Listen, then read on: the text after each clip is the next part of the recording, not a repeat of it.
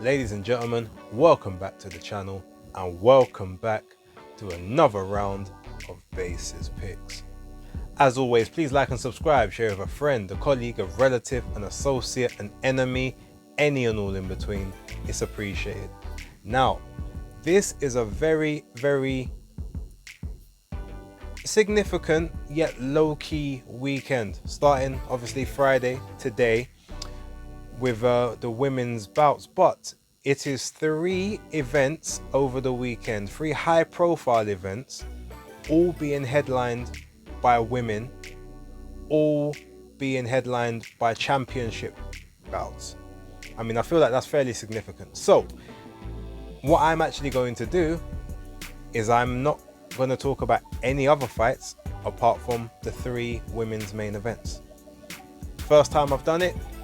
Hope it's something that is appreciated, but you know, on a weekend like this where the women are really and truly running the show, I feel like it's only right to focus on these title fights and give them the full time that they deserve. So with that being said, let's jump to the first fight, which is Mikaela Mayer and Sandy Ryan. Now look, there's some really good fighters on this card. You got guys like Bruce Carrington, aka Shushu. You got Xander Zayas. You got Vito Melnicki Jr. You know, some very good up and comers slash you know, recent contenders. But it's all about Sandy Ryan, the WBO welterweight champion, versus Mikaela Mayer, who is vying for her second division world title. This, I believe, is the 6th world title fight she's been in, actually it's probably more than that, because I know there was Eva Brutnitska, there was Maiva Hamadouche, then it was the unification with Alicia Baumgardner. After that, she then fought Natasha Jonas, and finally after Natasha Jonas now there's this one, but I'm sure there was maybe another one in there somewhere. But yeah, 5th time, third weight division she's campaigned in, but this is you know, the second one that she's applying her trade as a welterweight to try and win a title. So let's look at how this fight sort of plays out. I've watched some of the build up and it's been really intriguing. Obviously, I know there's a backstory between the two. Sandy Ryan is training with members of Mikaela Mayer's former team, and Mikaela was not happy about that. Hence why she then split and moved teams, because she knew that in her head this fight was inevitable, and she was, you know, campaigning at welterweight and all that good stuff. So let's look at the attributes of both women. First of all, both are of similar height. I actually think, funnily enough, that Sandy Ryan may be the slightly taller of the two, but there's really nothing in it, and she could have been wearing trainers at the time. I'm not sure. I don't know what Mikaela Mayer may have been wearing, but of the two of them, she may be the slightly taller. I believe that Mikaela has the slightly longer range. I feel like she's got the thing about the two of them though, if you actually look at them at the weigh-ins specifically, they both weighed the same, but Mikaela looked a lot physically bigger.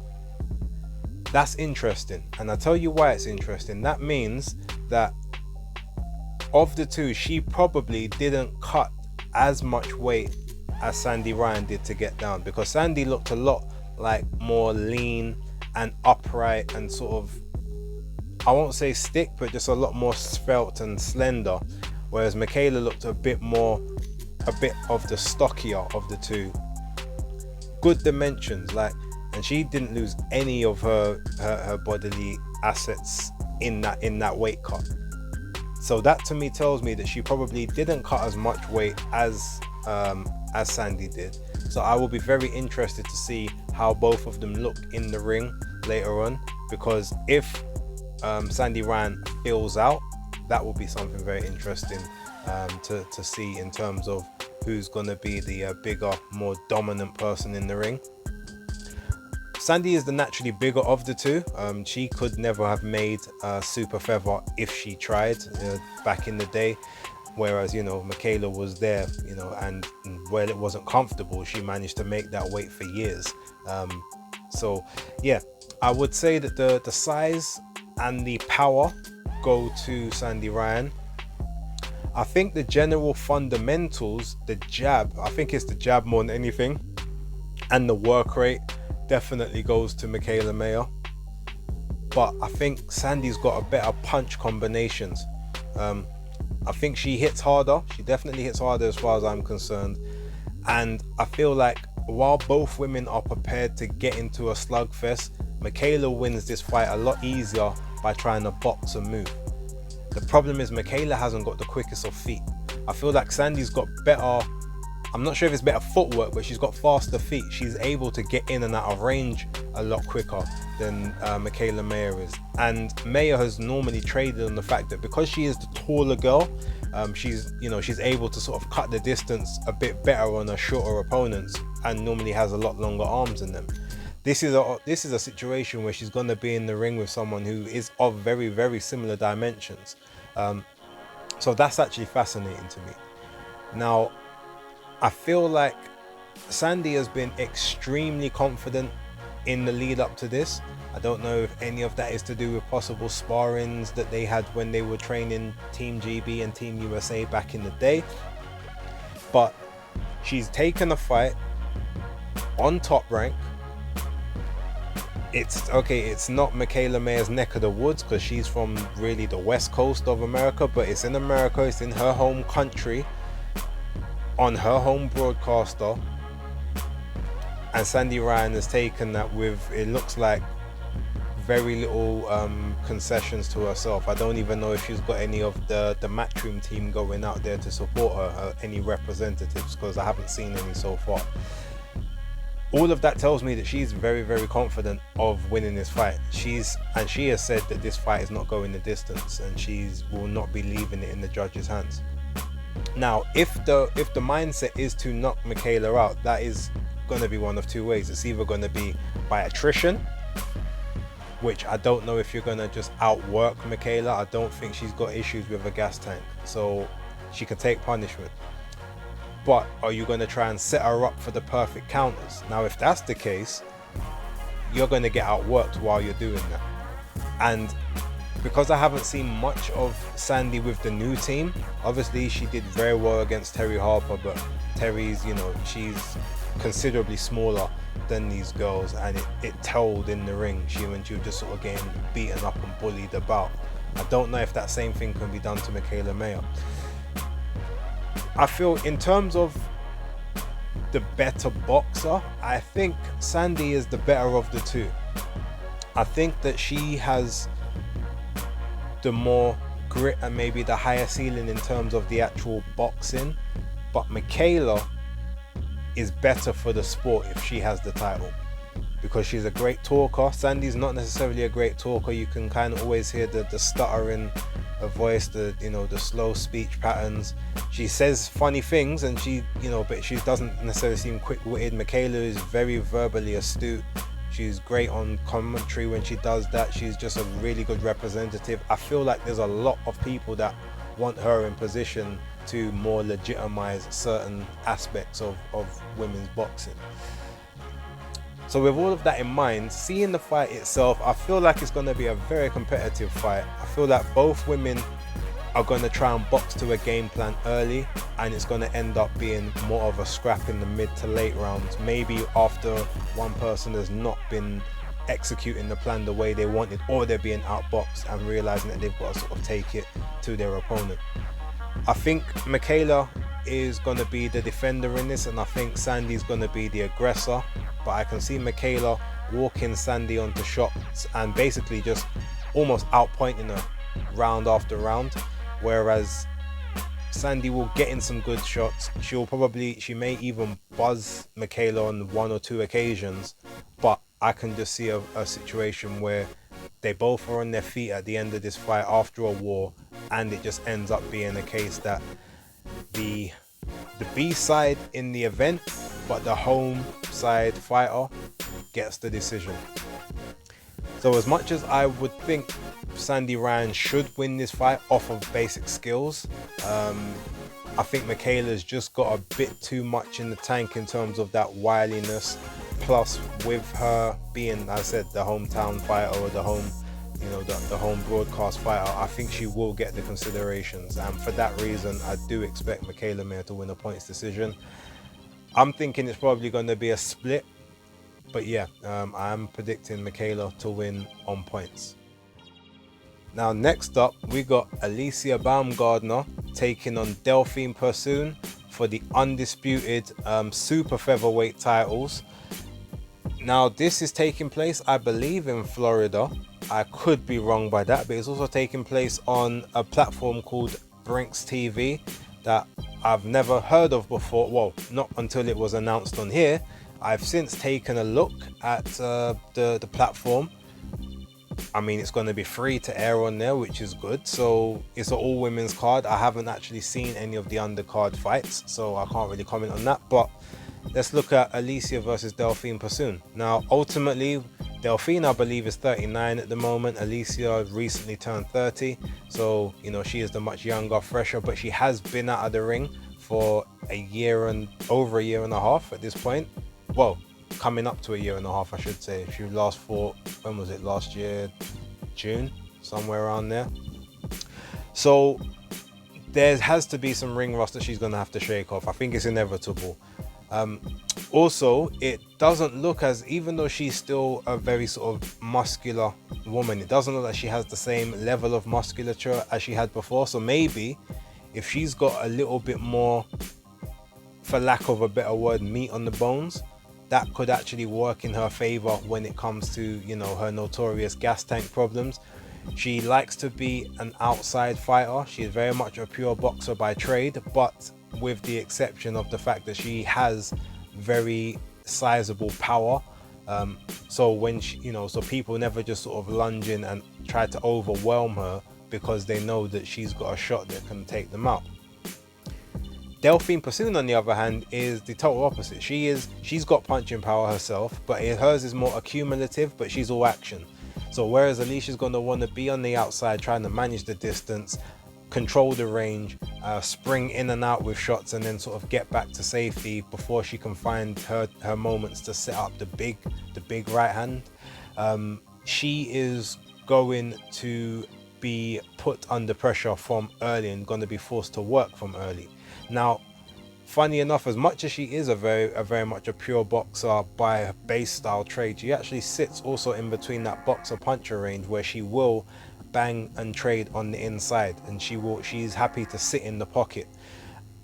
The pocket is where Delphine Persoon is going to have the most success, but it could also be the place where she's the most vulnerable, because she does sort of throw shots that, even though they may look like they're straight, she sometimes throws her legs in with the shots as well, which could leave her slightly off balance. And with someone with the speed and power of Alicia, that could definitely play against her in the overall running of things. So I think the first few rounds specifically are going to be interesting. I do actually think Alicia's going to take a long time to warm up into this fight, and I feel like maybe after 4 rounds she may end up being like 3-1 down in terms of the scorecards. But I feel once it sort of gets to like round 5, maybe round 5, round 6, I can see her putting together some really good punch combinations. Not necessarily that are going to take Delphine Persoon out, but maybe stop her progress or stop her being as come forward as she had been previously.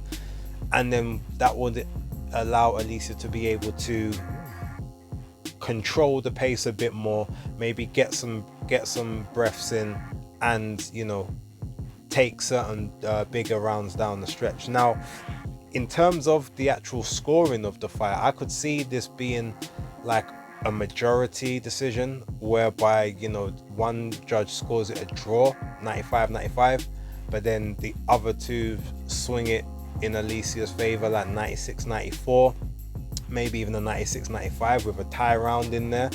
I can't see any scenario where, barring her getting knocked out, Alicia will lose this fight on points. Again, it's within her own her own promotional team, her own, management team, the platform that she's chosen. Delphine Persoon is going to have to do a lot to make it that convincing that she has in fact won this fight, in my opinion. And that's not me saying that I think it's going to be home cooking. I just think that she's going to have to go above and beyond. But at the age of 39, even though she has fought more recently than Alicia, I don't know if she's still got what's left in the tank. Plus, Alicia is the better technically skilled boxer, and knows how to punch, place, and pick those shots when they matter the most. So for that reason, I do think Alicia Baumgardner wins the fight via decision. I wouldn't be surprised if maybe she does manage to drop Delphine Persoon, especially in those early to mid rounds.